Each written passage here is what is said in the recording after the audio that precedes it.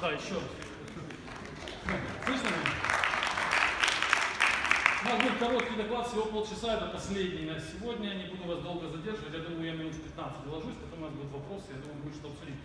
Кто был на прошлом моем докладе сегодня, пару часов назад, тот, наверное, кто был, тот помнит, мы говорили о мотивации, о том, как сделать так, чтобы участники команд были более мотивированы и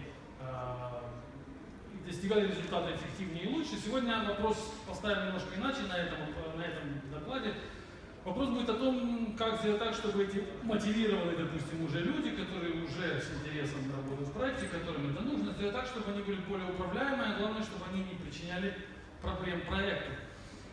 Основная мысль, которую я скажу, а дальше буду ее уточнять, заключается в том, что если у вас очень умная команда, то у вас проблемы. Вот такая вот мысль, да, которая может показаться странным, но я его пытаюсь объяснить. А главное, я не первый раз об этом рассказываю, и я заметил, что главная трудность понимания этой мысли заключается в том, что мы по-разному понимаем слово «умное». Я не имею в виду интеллектуальные способности этих участников команды, а я имею в виду количество знаний, которыми они обладают. То есть мысль в том, что если у вас в команде есть люди, или много людей, или какие-то единичные люди, которые обладают большим количеством знаний о том проекте, который вы разрабатываете, о продукте, который вы создаете, о тех программах, которые вы пишете, то у вас проблемы. У вас, я обращаюсь к менеджеру, но не только к менеджеру, на самом деле проблемы у всех, кто находится в проекте. Такие эксперты, отсюда и заглавие доклада, такие эксперты будут вызывать определенные трудности и в перспективе могут вообще проект завалить. Стандартным таким форматом организации коммуникации в проекте являются митинги. Всеми нами любимые митинги, при которых мы обмениваемся информацией. Я вам нарисовал одну картинку, у меня будет две картинки, на самом деле слайдов очень немного, у меня будет две картинки, одна такая, другая иная.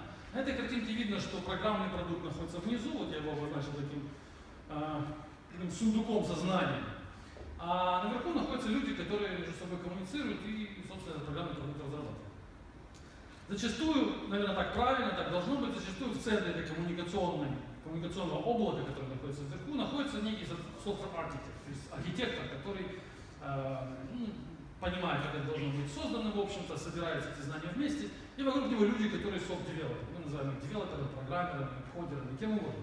Ну, такая, более-менее такая структура. Иногда этих архитекторов там несколько, иногда их можно назвать техническим лидом, как угодно. Но есть какой-то лидер, так или иначе технический, и вокруг него какая-то группа людей. Вопрос заключается в том, как эти люди, как эта группа между собой, как они передают знания друг другу, как они узнают, что должно быть сделано, как они решают, принимают решения. Традиционным способом является формат такой, в котором вот один из этих, по-моему, это Миша, это клиент, Саша и Маша это два программиста, да, а Гриша это архитектор. Вот у нас есть некий Миша клиент, который с этой командой общается, он ставит им требования в том или ином формате, может быть документами, может быть устно, но зачастую это в каких-то вербальных таких коммуникациях не всегда формализовано. Требования поступают, дальше они обсуждают, что должно быть сделано, дальше они разрабатывают, у них в головах созревает решение, они его принимают, и когда это решение готово более-менее, они как-то его вкладывают в программный продукт. То есть программный продукт является таким результатом их работы. Они подумали, поговорили, провели митинг, и в результате у них получился какой-то программный продукт, который они знают, как он организован, они с ним коммуницируют, это их программный продукт, и когда клиент созрел, они этот программный продукт запаковывают, там, деплоят и отдают клиенту, получают от него там деньги или как-то так происходит взаимодействие. Это традиционно. Ну, тут есть несколько проблем. Проблема главная. Буду краток. Проблема главная, возникают так называемые subject matter, это SME, это subject matter expert. То есть эксперты в определенной области. Этими областями являются куски кода обычно, куски того продукта, который они разрабатывают. То есть люди начинают знать слишком много о том, как работает тот софт, который они пишут. Они становятся экспертами. Это происходит органически. Они при этом не делают это специально, они делают это для того, чтобы удержаться на рабочем месте. Но делают они именно это. Они узнают этот программный продукт, и они органически, потому что это свойственно всем нам людям, они стараются защитить свою позицию, защитить свои знания, и этими знаниями делятся неохотно. И чем дольше они остаются в такой позиции, чем дольше своими знаниями обмениваются вербально, чем дольше они находятся в позиции архитектора или главного разработчика этого модуля, или ответственного за этот блок кода, или владельца этого блока кода, можно по-разному их назвать, но чем дольше они находятся в этом статусе, тем больше они стараются защитить себя от внешнего воздействия, от внешней угрозы. А этой внешней угрозой является передача информации кому-то другому. То есть они свою территорию защищают, становясь при этом все умнее, умнее, умнее, а территория эта становится все более и более защищена. При этом это очень выгодно менеджеру, плохому менеджеру. Это очень выгодно, потому что ему не надо этими людьми особо управлять. Они такие становятся самоуправляемыми. Мы этому там Саше и Маше сказали о том, что у нас какая-то проблема в таком-то модуле. Я не знаю, как ее решить. Они на этом модуле уже сидят там 2 года, они с этим модулем спят, и только этим модулями занимаются. Поэтому, соответственно, решение проблемы, любой баг, любая новая фича, она реализуется быстро. И фактически управлять даже не надо. Менеджеры считают, что это очень хорошо. Традиционным взглядом является: у меня такая хорошая команда, они все делают сами, они самоорганизованы, они сами во всем разбираются. У меня такой есть классный программист, на нем все держится. Вот эта фраза «на нем все держится», она говорит о том, что мы имеем дело именно с этим экспертом, который закрепил за собой свою территорию, держит ее, и его или ее оттуда трудно выдохнуть. Следующая проблема, которая отсюда, это проблема, это плохо, если есть такой эксперт, который эту территорию держит. Хоть это и выглядит хорошо для плохих менеджеров, но мы как хорошие менеджеры должны понимать. Сейчас скажу, объясню почему, и точнее предложу альтернативный вариант, и мы увидим, почему такой вариант плохой. Второе — это отсутствие документации. Естественно, они документацию не пишут. Естественно, нет смысла никакого писать документацию на то, чем я занимаюсь. Допустим, я сижу на этом блоке кода, если передо мной там эти 100 файлов, которыми я ежедневно работаю, то мне нет смысла никакого документировать его для кого. Потому что, во-первых, никто не будет в ней разбираться, никому это не нужно. Задачи не поступают для других программистов на этот блок кода. Все знают, что это мое. Я уже в этой фирме 10 лет, соответственно, это мой код, я его никогда не документирую. Заставить меня его задокументировать крайне сложно. Можно административными методами, можно требовать. Практически всегда, не знаю, на моей практике, практически всегда такие силовые методы по тому, чтобы задокументировать кусок кода, ни к чему не приводят. Программисты так или иначе увиливают, как-то объясняя, почему это сделать трудно, почему это не документируемо в принципе, или просто у них нет времени. Документации мы не имеем. Третья проблема — код. Проблема все усиливается и усиливается. Следующая, третья проблема — это unmaintainable код. Мы получаем код, который не поддерживаем. Поддерживаемость кода, его можно померить, поддерживаемость кода измеряется временем, которое требуется на понимание этого блока кода и его модификацию сторонним программистам. То есть, если вы возьмете тот код, с которым вы работаете, и дадите его, вы, например, программист или вы менеджер, возьмете тот продукт, с которым вы работаете, дадите это случайному человеку, новому программисту, и попросите его исправить какой-то баг, померите то время, которое у него уйдет на это, вот это и есть поддерживаемость вашего кода. Чем это время больше, тем хуже ваш код.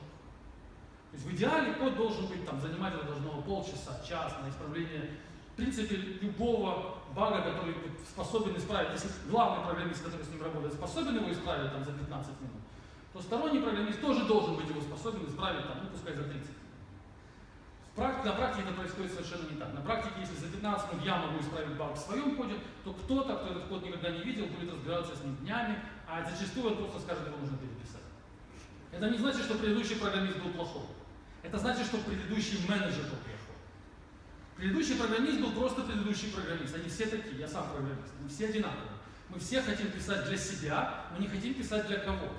Мы хотим писать так, чтобы было понятно мне, и радоваться от того, что один я могу в этом разобраться.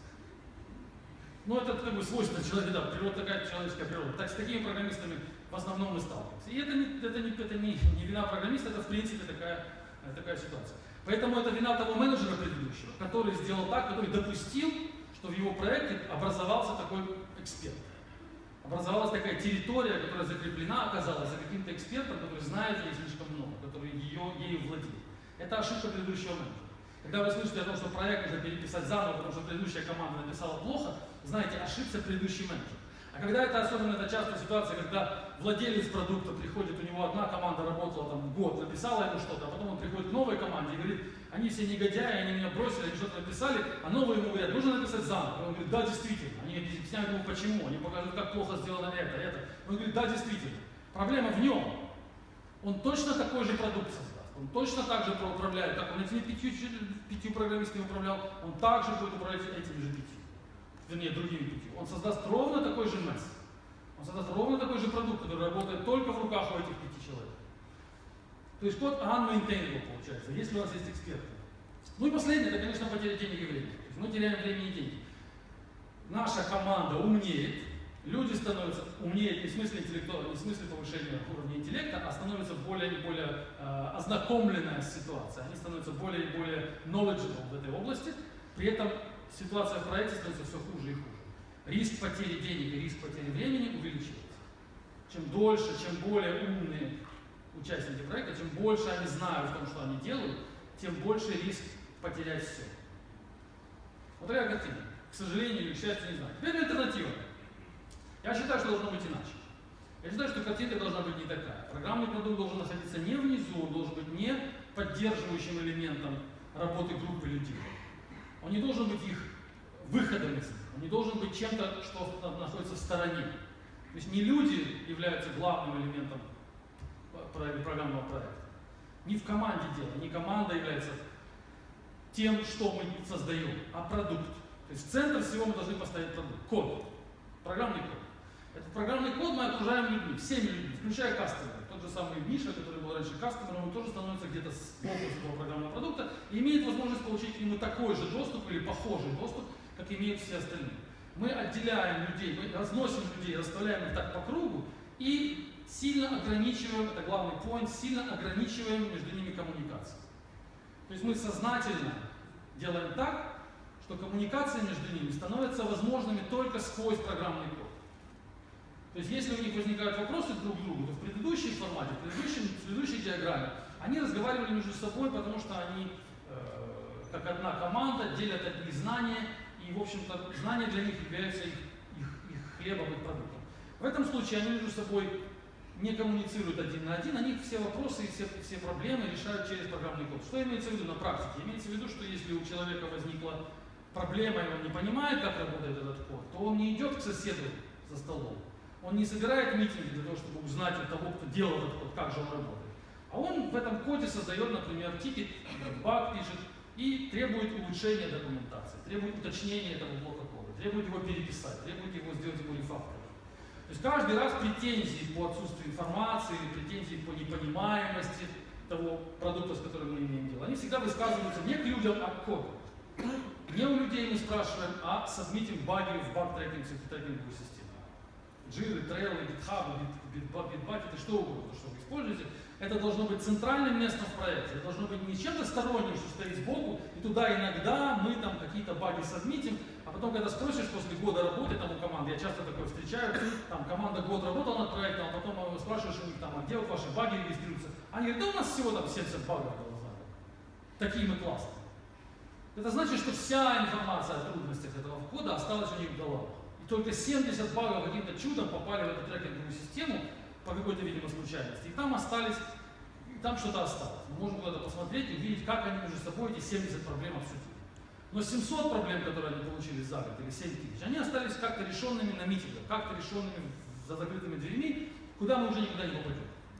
То есть человек, который приходит в этот проект потом, после этой команды, или добавляется к этой команде, он эту информацию не получит. Он получит доступ к этим 70 багам и к этим 5 там, или 6, 10 разработчикам, которые эту информацию будут по чайной ложке отдавать, если он очень попросит. Вот так должно быть. Такая альтернатива. То есть программный код должен быть центральным местом, через программный код плюс тикет-система. Программный код вместе идет с тикет-системой. Это такое, ну сейчас в современной разработке это неразделимое понятие. То есть нет сейчас уже репозитория с кодом и где-то там тикет. Ну, не должно быть так. Оно должно идти вместе. В GitHub это в идеальном формате сделано, на мой взгляд.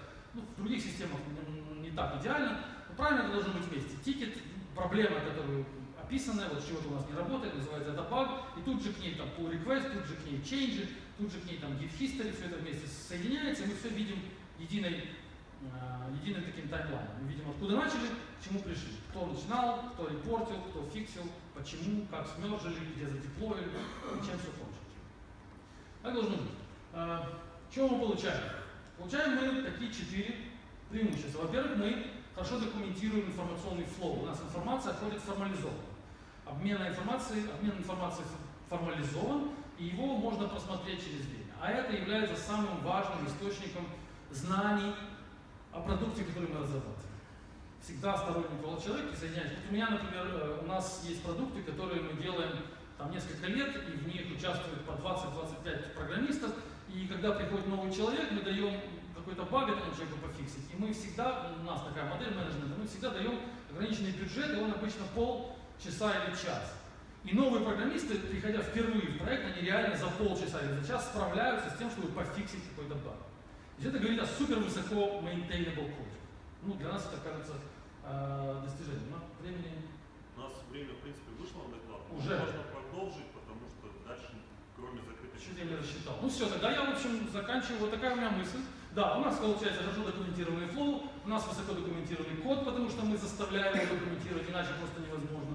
И у нас код становится, code is king, то есть код становится центральной частью, и он, в общем-то, самое главное это код, а не команда. Ну и вот основной point, как этого достичь, я предлагаю такое простое решение. Прекратить технические митинги. Просто их запретить. Так сделали мы много лет назад, у нас за последние 5 лет, там, 4,5 года разработки не было ни одного технического митинга. Мы их просто не собираем. У нас нет митингов, мы не звоним никому друг другу, мы не собираемся вместе в чатах, в колах, в конференц-залах. У нас все вопросы решаются через GitHub. Вопрос-ответ, там все обсуждения, все в письменном виде, люди из разных стран, информация вся остается формализована. Вот такая модель. Я думаю, если есть вопросы. Да, ребята, на такой провокационный доклад должен быть провокационный вопрос, правильно? Давайте несколько вопросов, чтобы мы не задерживали. Да, в принципе, мы не ограничены. Ну, кто хочет, может уже идти, будет дальше докладывать. Нет? Здравствуйте. Здравствуйте. Спасибо за доклад. Вопрос такой, звучит очень легко, но я не верю, что это было безболезненно. Как вы запретили митинги? Как вы запретили образование СМЕ? Образование чего? СМЕ. СМЕ, экспертов, да? Ну, это технически крайне сложно, если люди привыкли к митингам. У нас был даже такой случай, это было нелегко, у нас был даже такой интересный случай. У нас был клиент, который пришел к нам, и мы ему сказали, у нас нет митингов. То есть у нас все девелоперы, вот они там где-то сидят, и если есть какой-то вопрос к ним, ты заходишь в GitHub, создаешь там тикет, тебе мы найдем, кто тебе на него ответит, и все будет документировано, не надо никому звонить. Он сказал, да, хорошо, и начали мы работать, а потом я через какое-то время вижу, что люди что-то делают, программисты, и их решения, непонятно, почему они так делают, то есть не мотивированы, какие-то баги фиксят, какой-то код изменяют, но я не вижу этих тикетов. А потом я спросил у одного из них, говорю, а с тобой не связывался клиент напрямую? Нет у вас там нигде чата такого, который мы не видим? Оказалось, что таки да, то есть клиент не смог справиться с этой ситуацией, он в итоге нашел этих девелоперов, которые у нас работают, сделал с ними чат в Slack параллельно и стал там с ними разбираться, то есть устроил это митинг, в общем, электронный. То есть это трудно, есть многие люди, в основном клиенты, им трудно привыкнуть к этой идее, что мы вместо того, чтобы разговаривать, мы будем писать. Но для программистов это несложно, особенно для хороших. То есть программисты, которые высокого уровня, они с радостью принимают такую модель. Программисты, которые не умеют писать, не умеют объяснять свою мысль словами, а хотят, чтобы с ними разговаривали голосом, им важны эти эмоции вокруг этого технического решения, с ними сложнее. Поэтому мы просто от слабых программистов в итоге отказались, у нас не получилось. И еще один вопрос, какая численность команды и сколько времени ушло на трансформацию? Численность это порядка 100 человек, но это команды такие, в одном проекте 20-25 человек участвует. Ну, 20, скажем. Трансформация мы это делаем уже последние 4 года вообще без митингов. Сначала у нас были какие-то, такой был как бы гибридная модель, то есть какие-то митинги были, потом я стал видеть, что они просто мешают. Если у нас есть GitHub и есть митинги, то они конфликтуют друг с другом, потому что мы там что-то обсудили, а здесь не написали, о том, кто прав, непонятно. Поэтому мы от них потом вообще уже. Нет, ну от момента, когда вы приняли это решение, до момента, когда у вас наверное, прекратились митинги вообще. Года 2 это было в таком гибридном режиме. Понятно, спасибо. Да. Это не быстро, конечно, это в основном это меняет и наш менталитет, и понимание людей. Они должны понять, что труднее всего людям чувствовать некую изоляцию, потому что люди привыкли в традиционных командах, что есть какая-то группа, и он всегда может получить помощь от кого-то. Атмосфера в команде у нас стала значительно более профессиональной. То есть у нас общения идут очень технические в этих тикетах. Можно на самом деле посмотреть. У нас несколько проектов open source, и там это все открыто. То есть там видно, как идет это общение. Оно достаточно профессиональное, в нем меньше этого шума информационного, типа «доброе утро», «добрый вечер». То есть этого всего, конечно, отсутствует, но только технические обсуждения. И для профессиональных, опять же, программистов это интереснее, им нравится так больше. Они более мотивированы, потому что они понимают, что их время не занимают, их не отвлекают, им не нужно сидеть перед монитором и слушать кого-то, кому не интересно слушать. Митинги это в основном, за что мы еще не любим митинги, кроме этой модели. Почему люди не любят митинги? Потому что это потеря времени. 7 человек слушает, один говорит. Из этих 7 только одному интересно то, что он рассказывает. Остальные просто отсиживают свое время, зарплата идет, они сидят. В нас такого нет, потому что всегда идет коммуникация один на один. Никогда нет коммуникации 2 к 1 или 3 к 1. Всегда я говорю, он слушает, потом другой говорит, я слушаю. Всегда 1 к 1. В GitHub это только так. Всегда идет обращение, вот мой месседж кому-то, я говорю кому, оттуда приходит ответ, всегда идет 1 на 1. На мой взгляд, это единственная эффективная коммуникация. А когда она вот такая, то она еще информационно мы путаемся. Да. У меня вопрос. Антон из Deutsche Bank. Вы говорите про нет экспертов. Вопрос первый. Почему не все эксперты, а только один? И не близко ли это Coding Heroes, когда один человек кодирует все в одном месте, другие ничего не знают про это, и он, собственно, становится таким экспертом, мне кажется, это очень близко. И второй вопрос. Без митингов, получается, первое, человек может просто долго игнорировать, что там происходит, ну там что-то в GitHub написали, ладно, я не делать ничего, заниматься своими делами. А второй момент, один изменил, второй изменил, первый подумал, вот еще раз изменил, возьму, откачу все его изменения. Где будет между ними договоренность между двумя людьми? Они будут договариваться лично или будут так продолжать общаться в GitHub? Спасибо. Ну, хороший вопрос, да. Естественно, эту модель нельзя применять, если отсутствует строгий менеджмент. То есть, естественно, это подход, который ложится уже на, как я сказал в самом начале доклада, на правильно мотивированную команду. А правильно мотивированная команда, на мой взгляд, это команда, которая мотивирована деньгами в первую очередь и мотивирована на результат.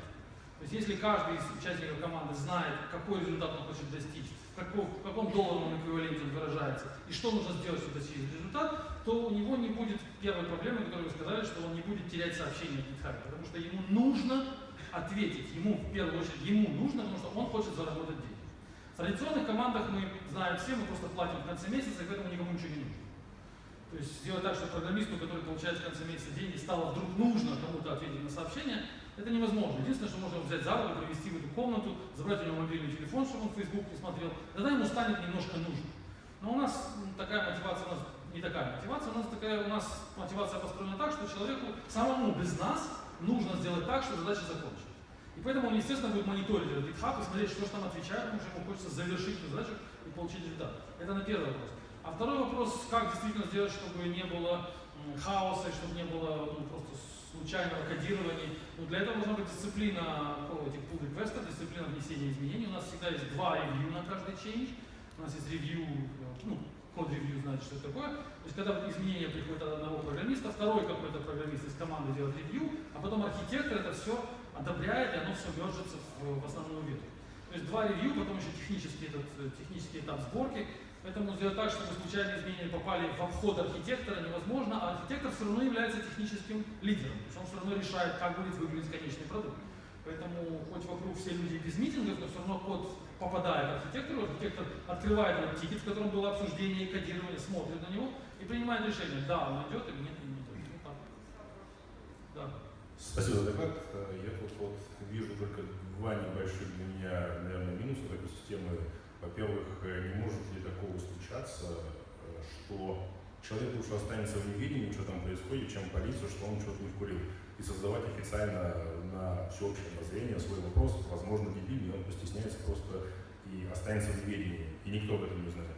И второй момент, не будет ли наоборот обратной стороны, как бы переизбытка вот этой бюрократии, чем проще собрать митинг, все решить, все поймут, а потом уже, если так хочется это логировать, просто внести это в электронный специально обученный человек, сядет, то есть встретились, допустим, накопилось 10 вопросов, 5 из них полный бред, все скажут, я не туда смотрел, все поняли, опять действительно надо что-то поменять, поправить, я пошел, зарегистрировал в тикет-системе, в том же GitLab, history есть, действия есть, и более эффективно, наверное, нет? Да, обе проблемы существуют. Первая проблема люди не спрашивают, потому что стесняются по каким-то причинам. То есть он просто промолчит и не получит даже информацию. Это бывает, это мы встречали такое, в основном с junior-девелоперами. То есть те люди, которые не умеют, у них нет опыта, нет практики такого задавания вопросов в интернете, получения на них ответа, вообще коммуникации в онлайне. К сожалению, у нас этому, не учат традиционным, так сказать, в индустрии. Традиционно человек, когда джуниор, он приходит, его там нянчат в этой команде несколько лет, и он обрастает друзьями, которые во всем ему понимают. Только потом он находит Stack Overflow, зарегистрирует там аккаунт и начинает там задавать первый вопрос. Ну, должно быть все наоборот, он должен начинать учиться начинать учиться с механизмов получения информации из публичных источников, задавая их там эти вопросы и получая ответы. То есть да, такая проблема есть, действительно, если мы возьмем джуниора, то он не справится. У нас такие случаи бывали часто, что делают джуниоры, они просто поднимают руки вверх и сдаются. То есть мы им говорим, вот тебе проект, вот делай тебе задачу, если у тебя будут проблемы, задавай их через тикет.